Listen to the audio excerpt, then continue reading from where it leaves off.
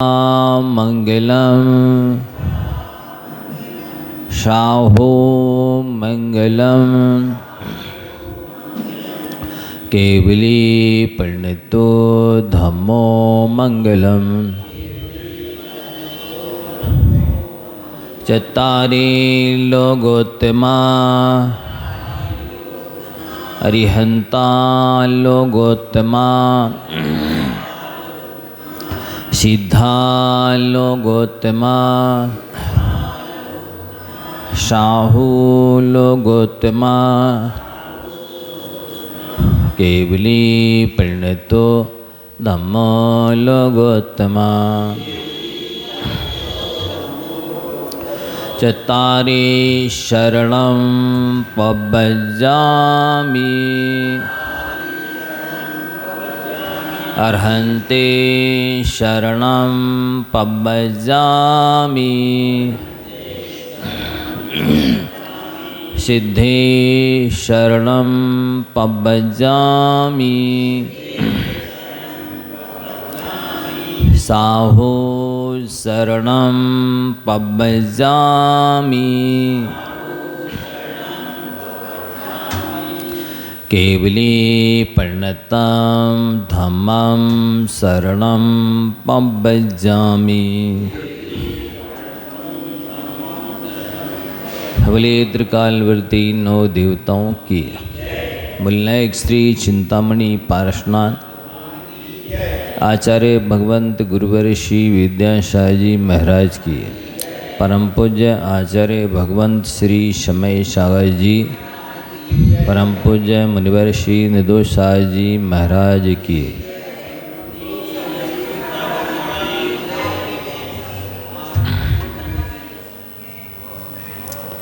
ओम। बहुत सा विचार थोड़े शब्दों में व्यक्त करने की कला बहुत अच्छी कला मानी जाती है। सूत्रात्मक बोलना, जैसे वकील लोग टू द पॉइंट बोलते हैं, ऐसा तर्क रखते हैं जिसको काटने में दांतों पसीना आता है। ये वक्तव्य का गुण माना जाता है और वचनों में वजनदारी होने से वक्ता की वजनदारी मानी जाती है।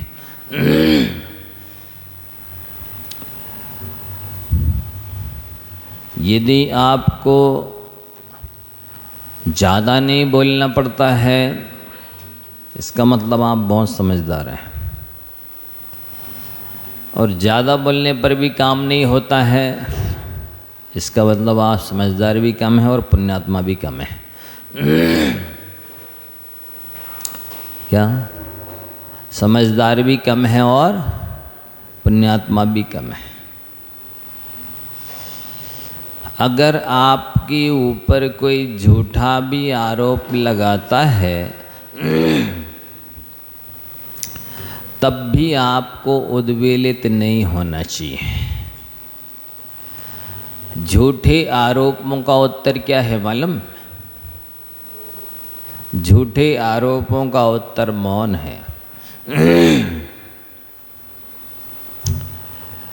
मौन रहने से वे झूठे आरोप सत्य नहीं हो जाएंगे, बल्कि उनकी सत्यता सामने आ जाएगी कि वो सत्य है कि झूठे है।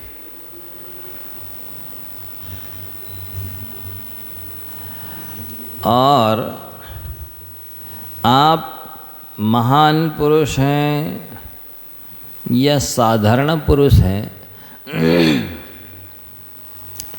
इस बात का अनुमान इससे लगाया जा सकता है कि आप अपनी प्रशंसा स्वयं करते हैं। यदि आप अपनी प्रशंसा स्वयं करते हैं तो आप एक बहुत तुच्छ व्यक्ति है, साधारण आदमी है। क्योंकि छोटे लोगों के प्रशंसक नहीं होते हैं तो वे स्वयं अपनी प्रशंसा कर लेते हैं। और यदि आप महान होंगे तो आपकी प्रशंसा दूसरे लोग करेंगे, आप अपनी प्रशंसा खुद नहीं करेंगे। जैसा कि पहले बताया गया था, बड़े बड़ाई ना करें, बड़े ना बोलें बोल, हीरा मुख से ना कहे लाख हमारा मोल। बड़े बड़ाई ना करें, बड़े अपने मुख से अपनी बड़ाई नहीं करते, बड़े बड़बड़ के नहीं बोलते। जैसे हीरा अपने मुख से नहीं कहता है कि हमारा लाखों रुपयों का मोल है, जौहरी स्वयं बता देता है। हीरा की कीमत कौन बताता? जौहरी बताता है। हीरा अपने मुख से खुद अपनी कीमत नहीं बताता। तो जो हीरे के स्थानापन्न अनमोल व्यक्ति हैं, उनकी महिमा दूसरे लोग बताएंगे, और जो घटिया लोग होंगे तो वे खुद बिछिया की तरह रुंझुन करते रहेंगे, अपनी महिमा खुद ही बताते रहेंगे। सो उनको पाँव में पहनेंगी महिलाएं, अंगुलियों में पाँव की। ये इस पहचान है। अर्थात जैसे आकाश से बड़ा कोई नहीं होता। सबसे बड़ा क्या है? लेकिन जो स्वयं अपनी प्रशंसा नहीं करता है वो आकाश से भी बड़ा है। और सबसे बड़ा क्या है? अणु, परमाणु। पर जो स्वयं अपनी प्रशंसा करता है वो सब परमाणु से भी छोटा है। परमाणु यद्यपि सबसे छोटा है, लेकिन जो स्वयं अपनी प्रशंसा खुद करता है वो परमाणु से भी छोटा है। वैसे यदि आप में अच्छाई है, कोई विशेषता गुण है, तो आपको कहने की ज़रूरत नहीं है। जैसे पानी के ऊपर तेल डालो तो फैल ही जाता है, इसी तरह गुण जो होते हैं वे विख्यात हो ही जाते हैं। गुणों में तेल की तरह फैलने की क्षमता है। वे जैसे खुशबू फूल की विशेषता बता देती है, फूल अपनी विशेषता बताने के लिए नहीं जाता, दूसरों के पास नहीं जाता। फूल की विशेषता कौन बताता है? खुशबू बता देती है। ये फूल के अंदर रहने वाली चीज़ है, फूल में इस तरह की विशेषता है। तो महापुरुष फूल की तरह होते हैं, उनकी विशेषताओं को, उनकी गुण बता देते हैं, छुपते नहीं हैं। सूरज छुप सकता है क्या? है? नहीं छुप सकता। इसी तरह से गुण छुप नहीं सकते। वे एक न एक दिन विख्यात होंगे। अगुण होंगे तो वे भी कुख्यात होंगे। विख्यात और कुख्यात स्वयं कर लेते हैं। गुण अपने आप को विख्यात कर लेते हैं, अवगुण अपने आप को कुख्यात कर लेते हैं। जितनी प्रसिद्धि गांधी जी की है तो उतनी प्रसिद्धि गोडसे की भी है। हाँ? वो कुख्यात हैं, जी विख्यात है, अंतर इतना है। तो आपको अपनी विशेषता बताने की आवश्यकता नहीं है। थोड़ा धैर्य रखिए। देर हो सकती है, अंधेर नहीं हो सकता है।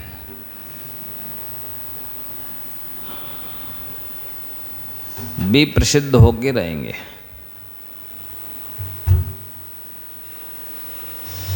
वार्तालाप करने से बुद्धि विकसित होती है, पर प्रयोग की पाठशाला तो एकांत ही है। वार्तालाप करेंगे, बादे बादे जायते तत्वबोधा, बात करेंगे, संवाद करेंगे, प्रश्नोत्तर करेंगे तो बुद्धि का विकास तो होगा। लेकिन प्रयोग तो एकांत में ही होता है। जैसे कहा जाता है, भीड़ का अपना आनंद होता है। भीड़ का अपना आनंद होता है, लेकिन उससे करोड़ों गुना ज़्यादा आनंद एकांत में होता है। यदि आप लेने की क्षमता रखते हैं तो ये होना,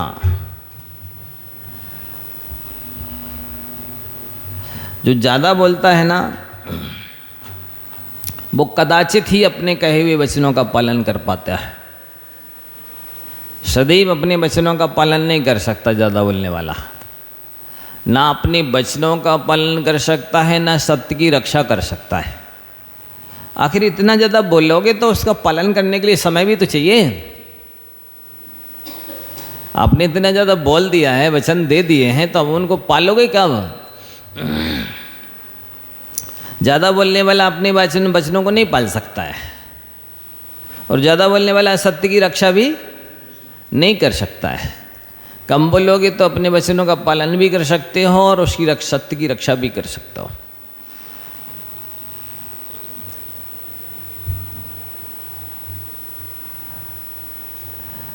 और महाकुलों में जन्मे जनों का पारस्परिक विरोध धर्मोपदेश के अधिकारी गुरुजनों के वचनों से शांत हो जाया करता है। क्या समझे? महाकुलों में जन्मे लोगों का यदि आपस में कोई विवाद हो जाए तो गुरुजनों की आज्ञा से वो शांत हो जाता है, क्योंकि वे गुरुजनों की आज्ञा का पालन करने के लिए कटिबद्ध होते महाकुल वाले। गुरु ने कह दिया है बस ठीक है, चाहे वो न्याय हो या अन्याय हो, नीति हो या अनीति, हमारे अनुकूल हो या प्रतिकूल, गुरुवाह प्रमाणम, गुरु ही हमारे लिए प्रमाण है। उन्होंने जैसा कह दिया जी ठीक है। यदि गुरुजनों से भी समस्या का समाधान ना हो, इसका मतलब है कि वे योग्य या लायक शिष्य नहीं है।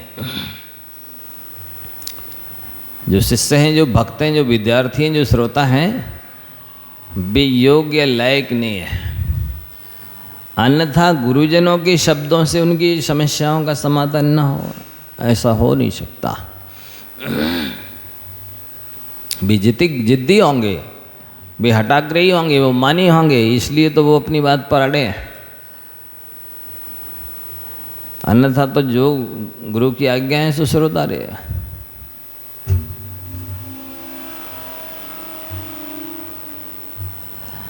आंकड़ों की अपेक्षा तथ्य अधिक जोर से बोलते हैं। मतलब जो वास्तविकता होती है उसमें दम होती है। आंकड़ा कुछ भी हो, जैसे कहते हैं ना, भावना से ज़्यादा महत्वपूर्ण क्या है? हमारी भावना है। शिष्य यदि गुरु से बोले तो अपनी भावनाओं की अपेक्षा गुरु की आज्ञा श्रेष्ठ होती है, क्योंकि समर्पण में शर्त नहीं होती है। गुरुजी क्या कहते थे? समर्पण में शर्त नहीं होती है। यदि शर्त है तो समर्पण कैसा, और समर्पण है तो शर्त कैसी है?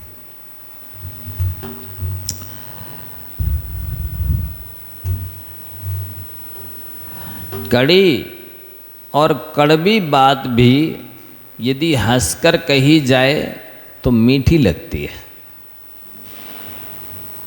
कड़ी और कड़वी बात भी हंसकर कही जाए तो मीठी लगती है?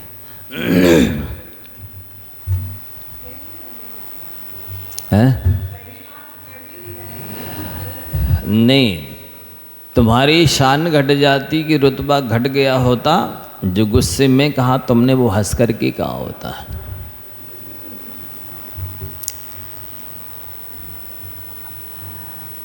हंसकर कहने से उसमें मिठास आ जाती, कड़वी बात में कड़ी बात नरम हो जाती है।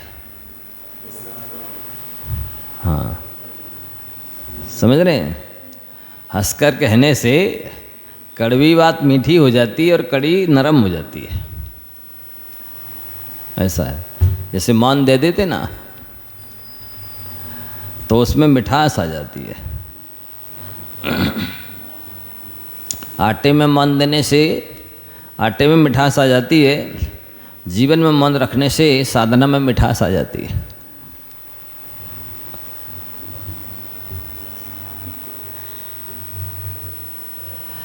दूसरों के अप्रिय वचन सुनकर भी, दूसरों के अप्रिय वचन सुनकर भी उत्तम व्यक्ति सदा प्रिय वाणी ही बोलते हैं। ये विशेषता होती है। आप कोयल को पत्थर भी मान लो तब भी वो मीठा ही बोलेगी। बोलो, है स्वभाव है। सज्जन महापुरुष अपना स्वभाव नहीं छोड़ते हैं। जैसे बताया था ना कि गन्ने को पेलोगी तब भी वो अपनी मधुरता नहीं छोड़ेगा, चंदन को घिसोगे तब भी वो अपनी खुशबू को नहीं छोड़ेगा, सोने को तपाओगे तब भी वो अपना स्वर्णत्व नहीं छोड़ेगा। ऐसा मीठे शब्दों के रहते हुए भी इस संसार में जो बरगड़ाएँ हैं, मीठी मीठी बरगड़ाएँ भी हैं और कड़वी भी हैं, पर जो व्यक्ति मीठे शब्दों के रहते हुए भी कड़वे शब्द बोलता है, वो व्यक्ति मीठे फलों को छोड़कर कड़वे फल खाता है।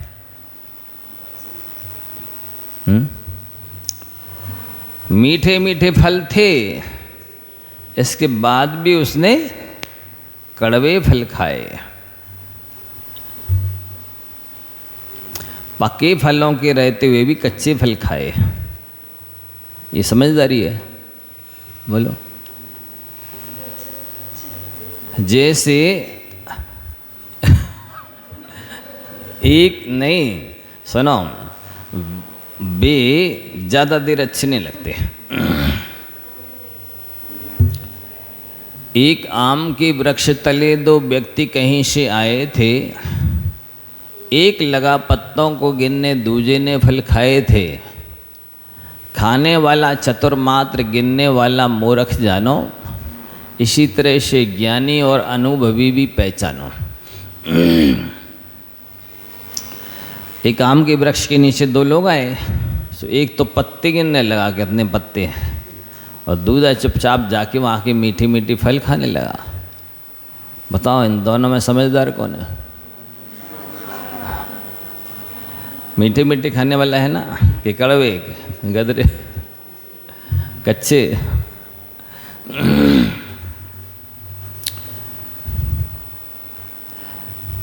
तो यदि समस्त प्रजा की पहुँच राजा तक हो और राजा कभी कठोर वचन ना बोले, तो उसका राज्य सबसे अपार होगा। क्या मतलब कि छोटे से छोटा व्यक्ति भी राजा के पास पहुंच सकता है। उसकी पहुंच है, उसकी सुनवाई है, और कैसी भी परिस्थिति को सुनकर राजा नाराज नहीं होता है, तो उसका राज्य फलता फूलता है। इसी तरह से महापुरुष जो है, जो सामान्य व्यक्ति से भी प्रेम से बोलता है। पहुंचे हुए लोगों से तो दुनिया प्रेम से बोलना जानती है, सामान्य लोगों से भी प्रेम से बोलना ये महापुरुष की पहचान है। छोटे से व्यक्ति से भी प्रेम से बोलना, आप लगा के बोलना, ये सज्जनों की पहचान है। अन्यथा लोग छोटे लोगों से तो बहुत कैसे पेश आते हैं, बदतर स्तर से पेश आते हैं। नौकरों चाकरों से, छोटे लोगों से चाहे जैसे बोलते हैं, और जो कोई अपने से विशेष प्रभाव वर्चस्व रखता है, सुभाष जी, श्री, हुजूर, सर, सब बोलने लग जाते हैं। ये महापुरुष की पहचान नहीं है। उसकी पहचान तो उसी समय है कि जब सामान्य से सामान्य व्यक्ति से भी इज्जत से बात करता है, छोटे से बच्चे से भी अच्छे से बात करता है। नहीं तो इससे क्या पता चलता है कि दूसरे लोगों से बोलोगे तो इसका प्रभाव अच्छा नहीं पड़ेगा, इसलिए आप भय से बोल रहे हो, मजबूरी में बोल रहे हो, आपकी नेचर में वो चीज़ नहीं है। मतलब जो मार सकता है, बदला ले सकता है, उससे अच्छे से बोल रहा है। जिसके अच्छे से नहीं बोलने पर आपका काम बिगड़ सकता है, इसलिए बोल रहे हैं। जिसके बोलने से आपका काम नहीं बिगड़ सकता है, कोई मार नहीं सकता, कोई बदला नहीं ले सकता, कोई खतरा नहीं, उससे भी बोल के बताओ, तब तो जाने कि हाँ आपके अंदर इंसानियत है।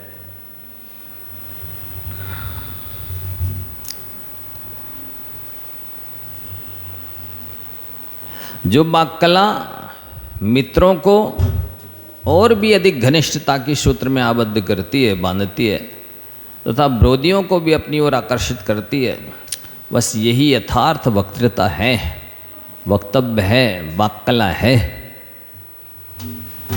मतलब सज्जनों की मित्रता कैसी होती है?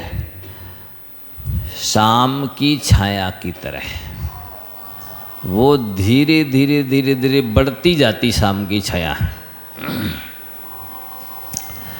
मित्रता।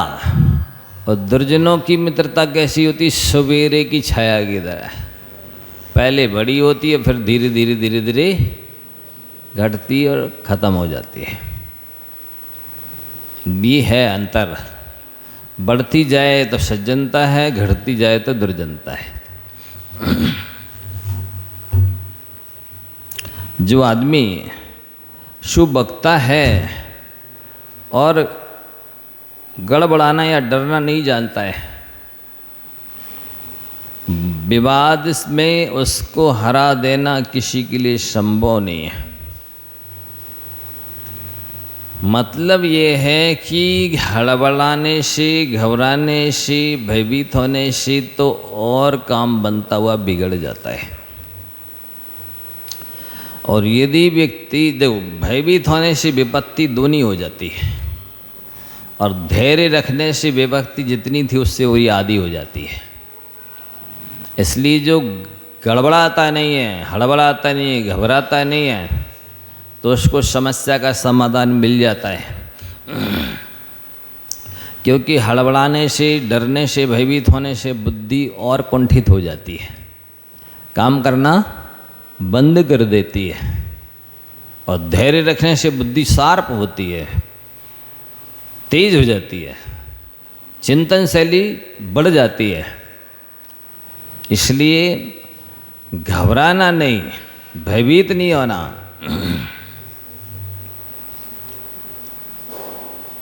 जिसकी वाक्कला परिमार्जित और विश्वास उत्पादक भाषा में सुसज्जित होती है, परिष्कृत हो और बोलने से सामने वाले को विश्वास उत्पन्न हो कि हाँ ऐसा है वस्तु स्वरूप, तो सारी पृथ्वी उसकी संकेत पर नाचती है। वक्तु प्रामाण्यात् वचन प्रमाणम, वक्ता की प्रमाणता से वचनों में प्रमाणता आती है। यदि आपका व्यक्तित्व प्रामाणिक है तो आपके पास दूसरा धन संपत्ति ना हो तब भी आप करोड़पति अरबपति से भी ज़्यादा संपन्न है। और आपकी वचनों को पर विश्वास नहीं करते हैं लोग, तो करोड़पति अरबपति होने पर भी आप दरिद्र हैं। प्रामाणिक व्यक्तित्व होना अपने आप में बहुत बड़ी उपलब्धि है। प्रामाणिक व्यक्तित्व अपने आप में बहुत बड़ी संपत्ति है। प्रामाणिक व्यक्तित्व यानी बहुत बड़ी इज्जत है आपकी। वो कब आएगी? जब आप कम बोलेंगे और जो बोला है उसका पालन करेंगे। गिरगिट की तरह रूप बदलेंगे, वो पकड़ में समझ में तो आ ही जाता है। कि ये उपदेश के भट्टा हैं क्या? पंडित जी खाएं भट्टा और कोई लगाएं टटा। खुद तो खाते हैं, दूसरे को मना करते। इसलिए जो करनी में है वो कथनी में हो, जो कथनी में है वो करनी में हो, तो व्यक्तित्व में प्रामाणिकता आती है। सो लोग इस प्रामाणिकता का मूल्य नहीं समझते। कहीं कुछ कह के जाएंगे, कहीं कुछ कहेंगे, कहीं कुछ करेंगे, वो 100 वचन बाधित हो जाती है बात। कभी ना कभी खुद कटती है खुद के मुख से, और देखने सुनने में वास्तविकता आती है। ये नियम है कि वास्तविकता किसी न किसी झरोके से झांक ही लेती है। आपके पास कितने सारे झरोके हैं, आँख हैं, कान हैं, मुंह है, वाणी है ना, ओंठ है, हाथ पांव हैं, और वास्तविकता इन झरोकों में से किसी न किसी झरोके से झांक लेगी।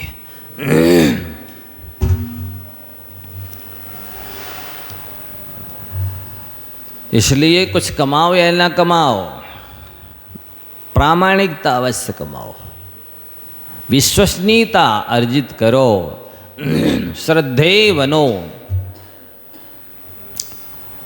ये बहुत महत्वपूर्ण है, बहुत बड़ी, मैंने कहना चाहिए धरोहर है ये। इज्जतदार होना अपने आप में बहुत बड़ी उपलब्धि करना है। और जो इज्जतदार नहीं है वो तो जीते हुए भी मरे के समान है।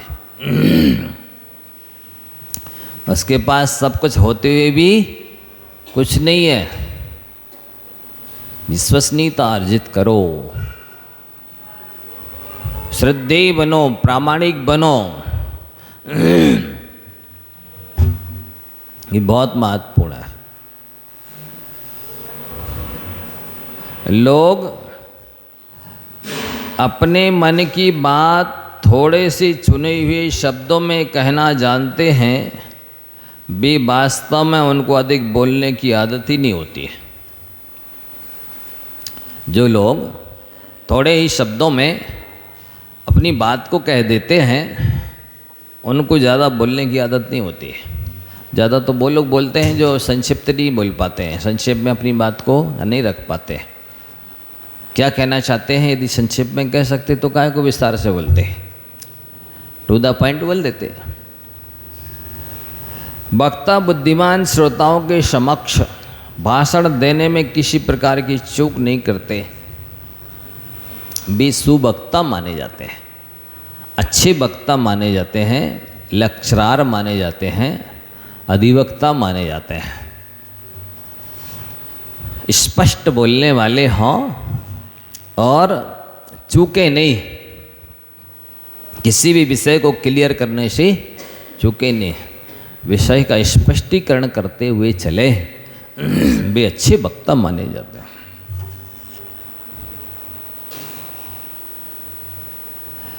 यदि किसी को न्याय आता है,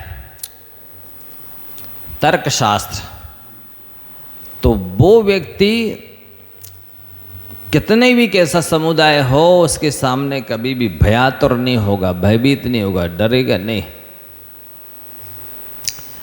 न्याय जिसके माध्यम से वो तर्कना शक्ति के माध्यम से अपनी बात को सिद्ध कर देगा। जैसे आप कहीं से बोलेंगे तो हम अभी उसको सिद्ध कर देंगे, कुछ भी पूछेंगे हम बता देंगे उसको, क्योंकि न्याय पड़ा है तो ये तर्कना शक्ति है। हमने यदि तुरंत विरुद्ध कथन भी कर दिया है तब भी हम दोनों कथनों को सिद्ध कर देंगे न्याय के बल पे। जैसे आपसे कहा कि बोलने की जरूरत नहीं है, मौन रहना, मौनम सर्वार्थ साधनम, मौन रहने से धर्म अर्थ काम मोक्ष चारों पुरुषार्थों की सिद्धि होती है।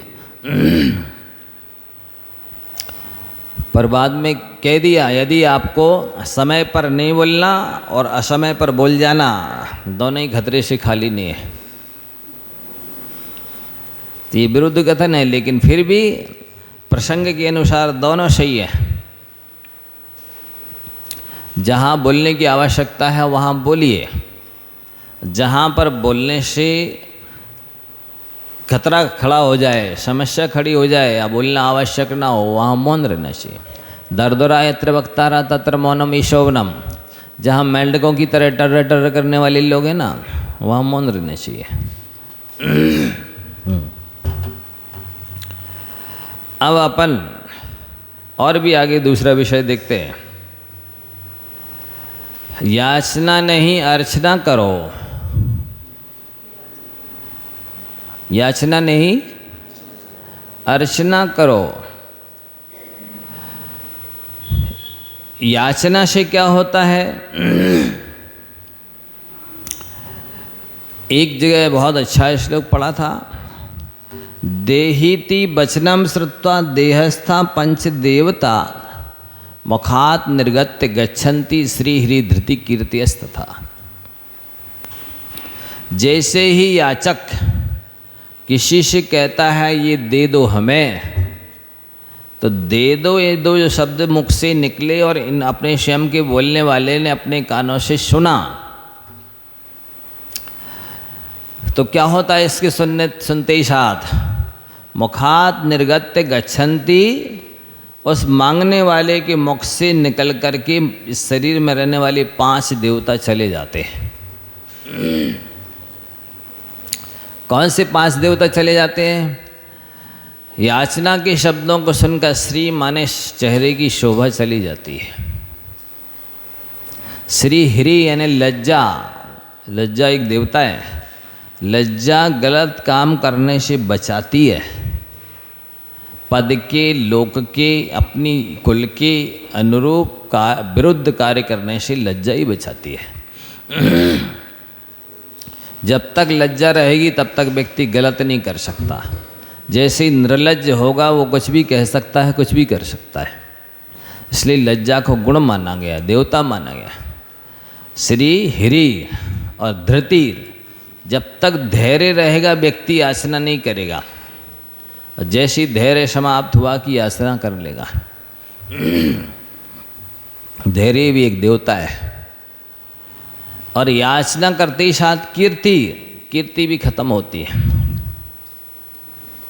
भिखारी की कीर्ति नहीं होती है, याचक की कीर्ति नहीं होती। श्री हरि धृति कीर्ति बुद्धिया, और बुद्धि भी कम होती याचना करने से।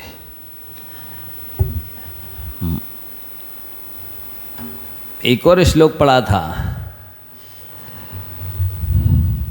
क्या है श्लोक? है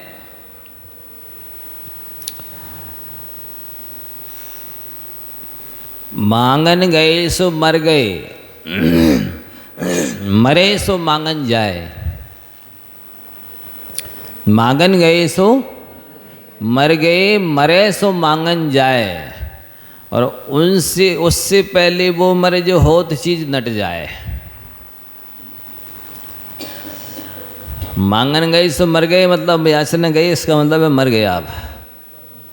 और याचना करने कौन नहीं जाता? जो मरने की स्थिति आ जाती है तब वो मांगने जाता है। और उससे मांगने वाले से पहले वो मर जाता है जिसके पास चीज़ है, और होते हुए भी मना कर देता है।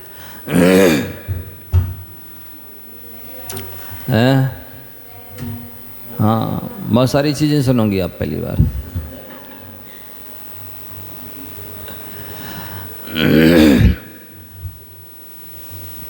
तो याचना जो करता है, लेता है, तो लेने वाले का जो गौरव है वो देने वाले में संक्रांत हो जाता है। इसका बड़ापन, लेने वाले का बड़ापन देने वाले के पास चला जाता है। सो ये हल्का हो जाता है, घटिया हो जाता है, और वो भारी हो जाता है, बड़ा हो जाता है। ये विशेषता है।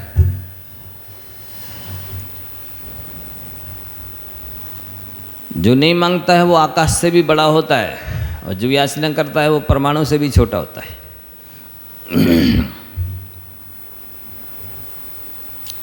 अगर सेवक सुख चाहे, सर्विस करे, नौकरी करे और सुख चाहे, तो ये विरुद्ध है, ये नहीं हो सकता। या तो नौकरी होगी या सुख मिलेगा। नौकरी करने वाला पराधीन होता है, वो पराधीन सपने सुख नहीं। पराधीन व्यक्ति को सपने में भी सुख नहीं मिलता है। सुखी तो स्वाधीन व्यक्ति होता है, स्वतंत्र व्यक्ति होता है, स्वावलंबी व्यक्ति होता है। यदि आपको सुखी होना है तो स्वाधीन, स्वतंत्र, स्वावलंबी बनिए। तो सेवक अगर सुख चाहे और भिखारी यदि मान चाहे तो संभव नहीं है। भिखारी को अपना स्वाभिमान तो होमना ही पड़ेगा, तब भीख मिलेगी। ये स्वाभाविक है। किसी की संपत्ति बेटे बन के ली जा सकती, बाप बन के थोड़ी ली जा सकती है। संपत्ति को बेटा बन के ही लिया जा सकता है, बाप बन के नहीं लिया जा सकता। जब स्वयं के बाप की संपत्ति बेटे बन के ली जाती है तो दूसरे की संपत्ति कैसे बाप बन के ले लोगे? और व्यसनी व्यक्ति धन की इच्छा करे, शौक जिसे कहते हैं, शौक या व्यसन, धन की इच्छा करोगे तो नहीं, व्यसन में सब धन बढ़ जाता है। और जिसे शौक नहीं करना है वो शौक करना छोड़ देवे। शौक करेगा तो एक ना एक दिन शौक तो करना ही पड़ेगा, नियम है। शौक शोक कराता है। बेविचारी शुभ गति चाहे तो संभव नहीं है। बेविचारी की दुर्गति निश्चित है। आजकल जैसे चल रहा ना ये सब फ्रेंडशिप, रिलेशनशिप, अविवाहित लड़के लड़कियां तो समझ लो कि 90% चल रहे होंगे, 50% से ज़्यादा तो विवाहितों में चल रहा है। विवाहित स्त्री पुरुषों में ये सब नरक पशु गति की तैयारी कर रहे हैं। तो व्यभिचारी शुभ गति चाहे तो संभव नहीं है। लोभी यश चाहे तो संभव नहीं है। यश तो दान देने से मिलता है, लोभ का त्याग करने से मिलता है, उदारता से मिलता है, परोपकार से मिलता है। और लोभ ये सब नहीं कर सकता है, इसलिए उसको यश नहीं मिलेगा, अपयश मिलेगा। लोभी और कंजूस अगले जन्म में दरिद्री होते हैं, नियम है। इस समय तो ठीक है, आपको जो मिल गया लाभांतर कर्म की उदय से, सो बांध के रखे रहो, छाती से लगाए रहो, ठीक है। अगले जन्म में नहीं मिलेगा। इसलिए योग्यता है, क्षमता है तो उसका सदुपयोग कर लो, इसी में भलाई है। दान की 3 गति बताई गई। दान भोग नाश, या तो दान दे लो या भोग कर लो, नहीं तो नाश तो होना ही है। सब भोग कर लिया तो अंग लग गया, और दान दे दिया तो संग लग गया, और नहीं जंग तो लग नहीं है। हैं? हाँ, डॉक्टर के यहाँ भोग कर लिया तो अंग लग गया, और दान दे लिया तो संग लग गया, अगले जन्म तक साथ में जाएगा। और नहीं तो जंग तो लगेगी, डॉक्टरों और वकीलों के पास तो जाएगा ही वो। भले डॉक्टरों और वकीलों के भी काम में नहीं आना वो पैसा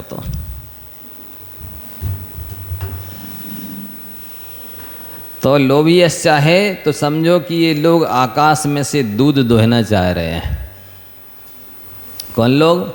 सेवक सुख चाह रहा है, भिखारी मान चाह रहा है, व्यसनी धन चाह रहा है, बेविचारी शुभ गति चाह रहा है, और लोभी यश चाह रहा है। तो ये सब लोग आकाश से दूध दोहना चाह रहे हैं, ये संभव नहीं है। यदि भीख मांगना है तो क्या मांगो? भीख मांगनी है तो बड़ों से भीख के रूप में आशीर्वाद मांगो। भीख के रूप में बड़ों से आशीर्वाद मांगो, और छोटों से सहयोग, और संसार से प्यार, और परमात्मा से दुआ मांगो।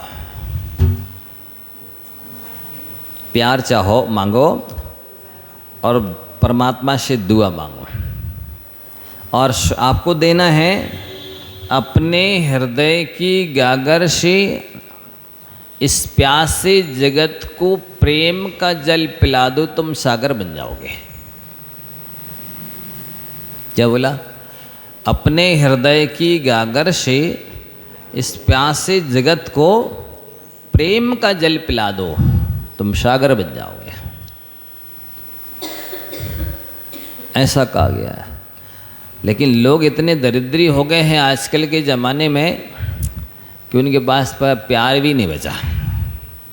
शुद्ध विशुद्ध प्रेम जिसमें स्वार्थ नहीं है, छल नहीं है, वासना नहीं है, ऐसा प्रेम भी आजकल दुर्लभ हो गया है। स्वार्थ से रहित, छल से रहित, वासना से रहित प्रेम करना यदि आप सीख गए तो समझ लो कि आत्मा की ऊर्ध्वगति शीघ्र हो जाएगी।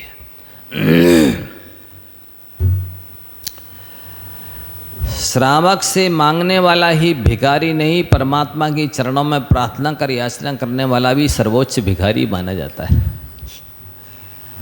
सुना? श्रावक से याचना करने वाला ही अकेला भिखारी नहीं है। आपने परमात्मा की प्रार्थना की और याचना कर ली तो आप तो सर्वोच्च भिखारी हैं। ये कहा जा रहा है। देखो ऐसा है, भिखारी भी बनो तो ढंग के बनो। ढंग के भिखारी भी नहीं है। जो लोग 3 लोग के नाथ के पास आकर के संसार की नश्वर चीज़ें मांगते हैं, वे ढंग के भिखारी भी नहीं है। 3 लोग के नाथ के पास आकर के यदि रत्नात्रय रूपी निधि मांगो तो भी ठीक है, फिर भी कोई बात नहीं है। जिसके पास जो है वही मांगना चाहिए ना। अनंत चतुष्टय की धनी तुम ही हो सरताज, बोलते भी जा रहे हैं और अनंत चतुष्टय ना मांग ये संसारी नश्वर तुच्छ चीज़ें रहे हो। हैं?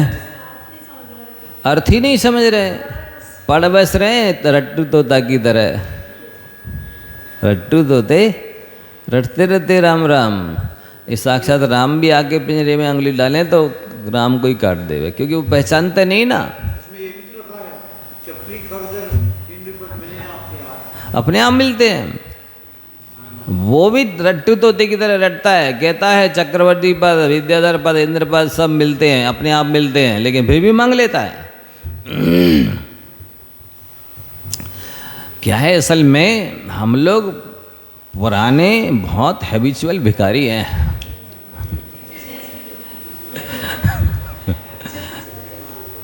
हम लोग कैसे हैं? बहुत पुराने हैबिचुअल भिखारी हैं। हाँ, स्टैंडर्ड वाले। स्टैंडर्ड वाले इसलिए कि 4 व्हीलर पे आते हैं, बड़ी झोली लगाते हैं, मंदिर के भीतर मांगते हैं। और लेबर क्लास के भिखारी भी हैं जो पैदल लाते हैं, छोटी झोली लाते हैं और मंदिर के बाहर मांगते हैं।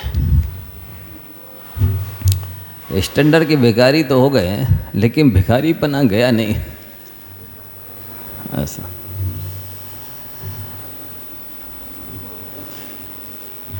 आप दुखी क्यों हैं मालूम है? आप दुखी इसलिए हैं कि संसार में रह करके सुख की मांग कर रहे हैं, इसलिए दुखी है। संसार में सुख मिल नहीं सकता। जो संसार विषय सुख होता तीर्थंकर क्यों त्यागे, काहे को से साधन करते संयम स्वनुरागे। तो संसार में रह कर के आप सुख की मांग कर रहे हैं, इसलिए दुखी है।